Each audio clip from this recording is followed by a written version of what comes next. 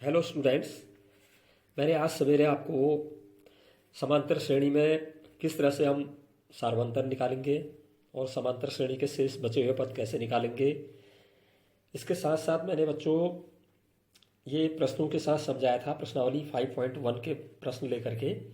और उसके बाद मैंने आपको अंत में एक चीज़ बताई थी, A N is equal to A plus N minus one into D. इस फार्मूले का प्रयोग करके प्रश्नावली 5.2 में जो पहला प्रश्न था, अलग एक सारणी दी थी, उस सारणी में हमें ए की वैल्यू, डी की वैल्यू, एन की या ए एन की वैल्यूज़ नीचे दे रखी हैं। तो उसका उदाहरण मैंने एक समझाया था कैसे हम निकालेंगे। इसी फार्मूले को यूज़ करेंगे। A N is equal to A plus N minus one into D. तो वहाँ जो जो वैल्यूज़ हमें दे रखी हैं उन वैल्यूज़ को इसमें पुट कर देंगे, रख देंगे, और जो चीज़ हमें नहीं दे रखी है उसको वही रख देंगे और अज्ञात राशि का मान हमें मालूम हो जाएगा। तो यहाँ पर डी हमें निकालना था, डी की जगह हमने डी लिखा, बाकी मान हमने रख दिए। लेफ्ट साइड में ए एन की जगह 0 और राइट साइड में ए की वैल्यू और एन की वैल्यू रख दी थी, डी की वैल्यू हमारी आ गई थी। बच्चों इससे आगे बढ़ता हूँ मैं। प्रश्नावली 5.2 में भी हमें इसी फार्मूले का यूज करके सवाल हल करने हैं। इस 5.2 प्रश्नावली में मैं तीसरा प्रश्न ले रहा हूँ। 5.2 मैंने शुरू ही कर दी थी, तीसरा प्रश्न ले रहा हूँ अब। तो इसी सूत्र का हमें प्रयोग करना है। तो यहाँ पर हमें कुछ ब्लैंक बॉक्स दे रखे हैं बीच में, ये एपी दे रखी है हमें समांतर श्रेणी, और इनमें हमें कुछ ब्लैंक पद छोड़ रखे हैं जो उन्हें हमें ज्ञात करना है। तो इसी सूत्र का प्रयोग करके हम उनका मान निकालेंगे। तो बच्चों यहाँ पर जैसे मैंने पहला खंड और ये दूसरा और चौथा खंड आपको बताया है, इसी तरह से आप शेष खंडों को हल करके मेरे पास उसे भेजेंगे। तो यहाँ पर मैं पहला खंड बता रहा हूँ। जैसे पहले ये पहली जो सीरीज दे रखी है हमें, पहली वाली फर्स्ट नंबर की 2 कॉमा फिर ब्लैंक बॉक्स दिया है, फिर कॉमा 26।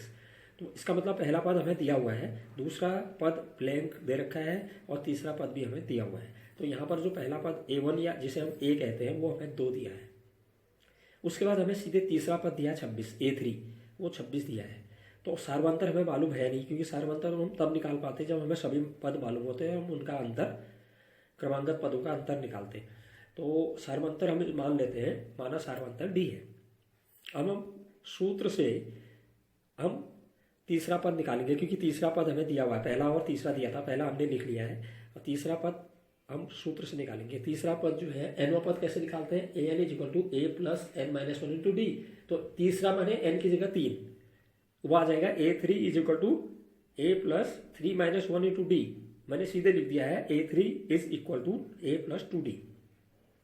तो ए प्लस 2D जो हमें किसके इक्वल दिया है, 26 के इक्वल रख दिया हमने इसको। ठीक है। अब यहाँ पर हमें ए की वैल्यू तो मालूम है ही, कितनी है ए की वैल्यू 2। डी हमने मान रखा है सार्वंतर, तो डी की जगह डी लिखेंगे, ए की जगह 2 लिख देते हैं। 2 plus 2D is equal to 26, 2D is equal to 26 minus 2 पक्षांतर कर दिया, 2D इज इक्वल टू 24 और D इज इक्वल टू आ गया हमारा 12।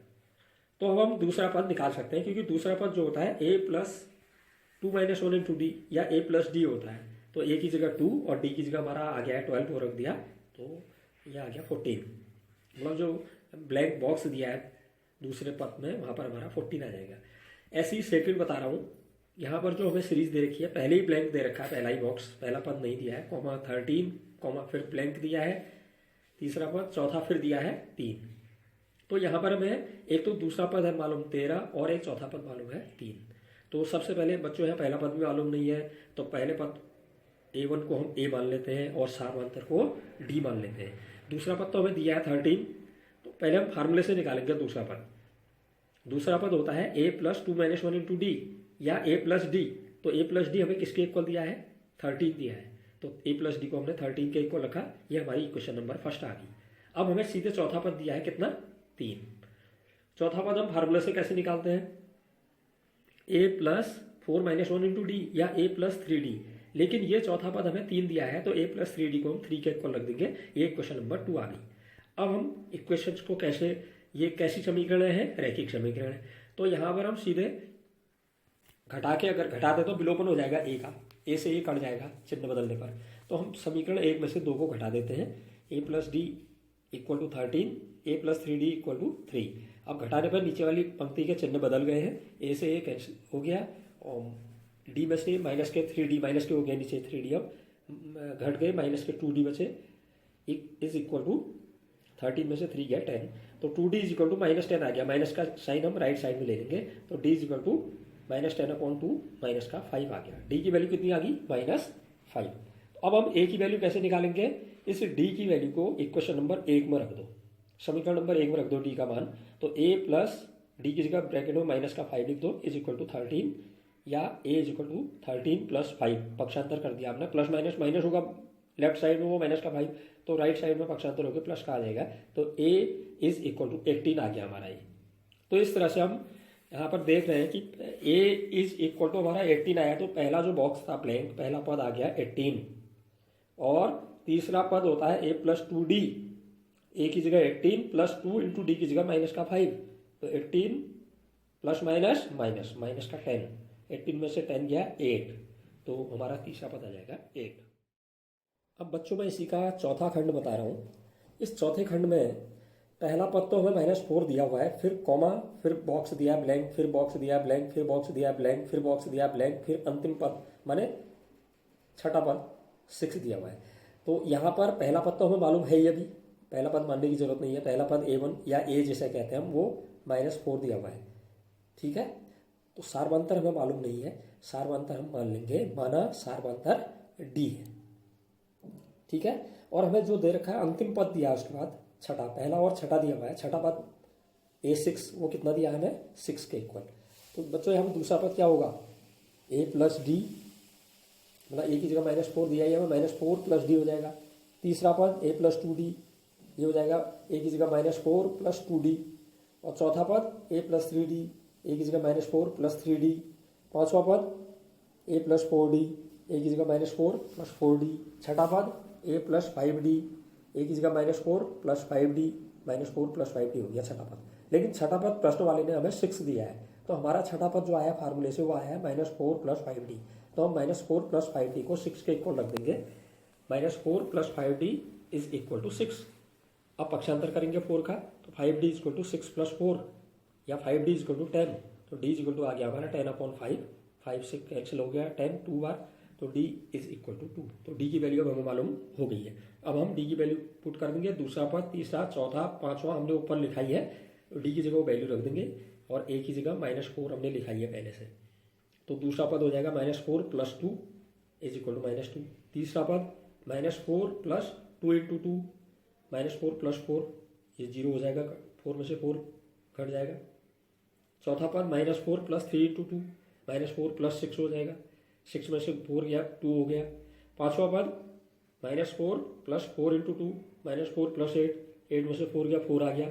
तो इस तरह से हमारा जो दूसरा ब्लैंक है बॉक्स, उसमें -2 आ जाएगा, अगले बॉक्स में 0 आएगा, अगले बॉक्स में 2 आएगा, और पांचवें पद में 4 आ जाएगा। अब बच्चों मैं आगे चल रहा हूँ, चौथा प्रश्न इसी प्रश्नावली का।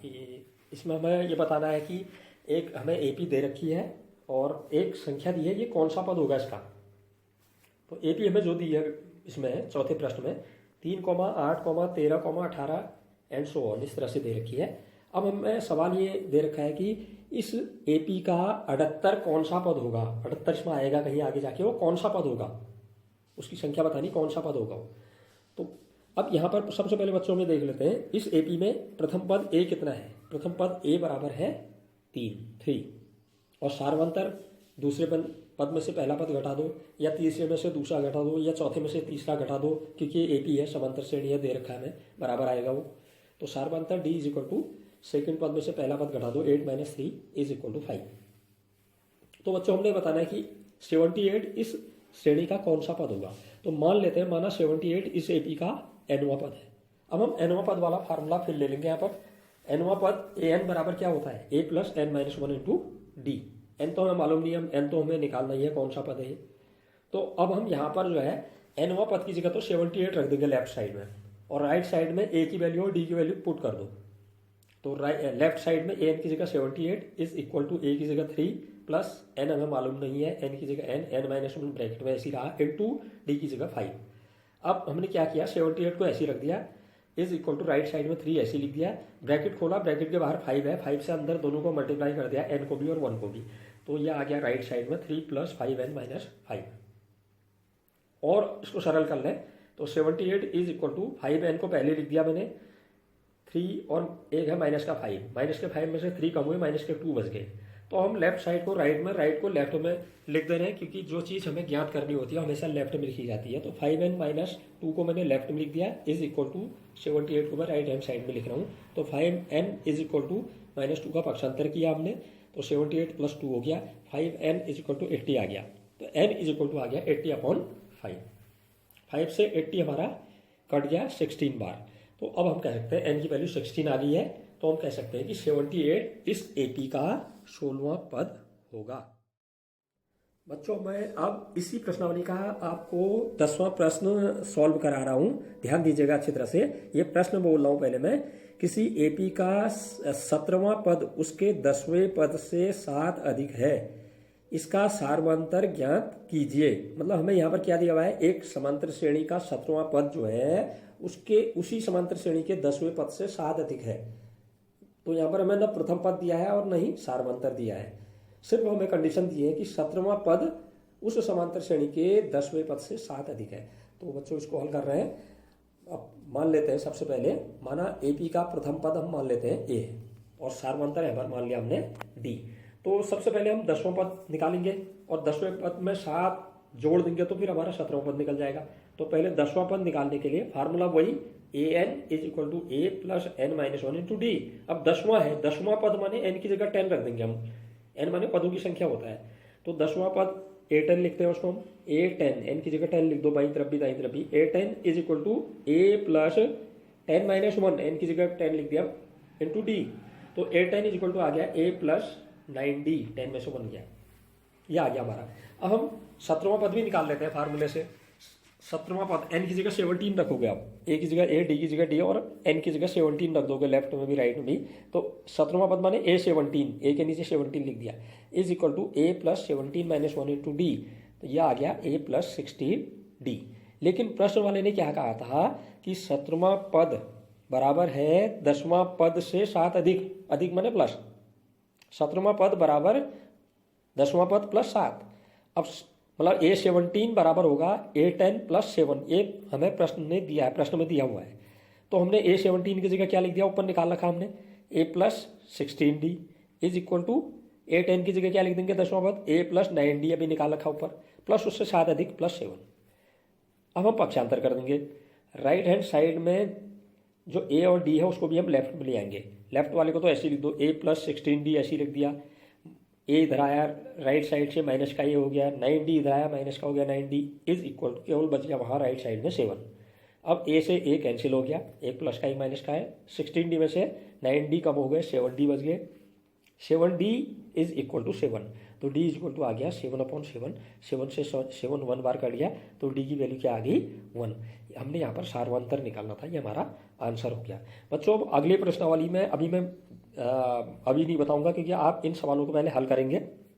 इन सवालों में अगर कहीं पर कोई आपको नहीं आता, आप मुझसे पूछेंगे, ग्रुप में उस प्रश्न को डालेंगे, मैं उसको समझाऊंगा। लेकिन अगले प्रश्नावली में जो फार्मूला लगेगा वो बता दे रहा हूँ मैं।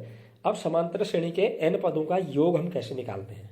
जैसे मैंने बताया, समांतर श्रेणी का अगर पहला पद a है, सारवांतर d है और श्रेणी में कुल n पद है, तो n पदों का योगफल, योगफल को हम सम कहते हैं इंग्लिश में, सम, SUM सम।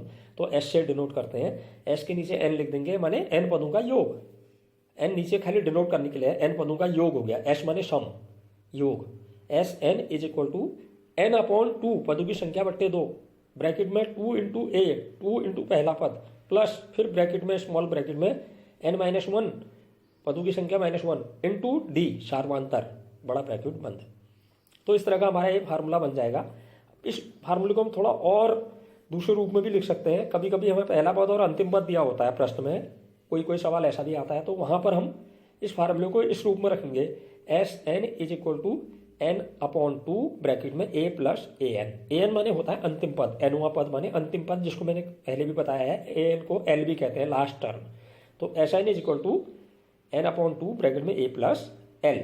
अब यहाँ पर ये a प्लस l कैसे हुआ, देखो SN बराबर मैंने पहले बताया था अभी शुरू में, n/2 ब्रैकेट में 2a plus n-1 into D. अगर मैं 2a को दो भागों में तोड़ के लिख दूं ब्रैकेट के अंदर ही, SN is equal to n/2 bracket के अंदर a प्लस a लिख दूं 2a को, प्लस बाकी n-1 इंटू डी को ऐसे लिख दूँ, तो पहला वाला ए को छोड़ के बाकी को देखिए, ए प्लस n-1 इंटू डी होता है अनुपात an लिख सकते हैं इसको, तब लिखा है ऐसा ही। तो इसको तो हम आगे वाली एक्सरसाइज में फिर करेंगे, लेकिन यहाँ तक के प्रश्न आप देखिए, और कोई प्रश्न पूछना है तो आप समूह में मेरे पास उसको भेजिए और तैयारी करते रहिए। 10th वाले बच्चों से मेरा विशेष आग्रह रहेगा कि वो अपनी तैयारी में ध्यान दें, आगे के सवाल वो आगे बढ़ते रहे। मैं इस उद्देश्य से शुरू से करा रहा हूँ, आपका रिवीजन भी हो जाएगा और जो 9th से 10th में नए बच्चे गए हैं वो भी ये सीखेंगे और आप लोगों का भी रिवीजन हो जाएगा। मैं यहाँ 5वें प्रश्नावली तक पहुँच चुका हूँ, 5वें चैप्टर तक, केवल 15 चैप्टर हमारे पास हैं और 5वें चैप्टर को मैं बढ़िया ढंग से अभी तक समझा चुका हूँ। कहीं पर आपको आगे की प्रश्नावली में जो बच्चे कर चुके हैं, आगे पूछना चाह रहे हैं, वो प्रश्न आप ग्रुप में भेजिए, ठीक है।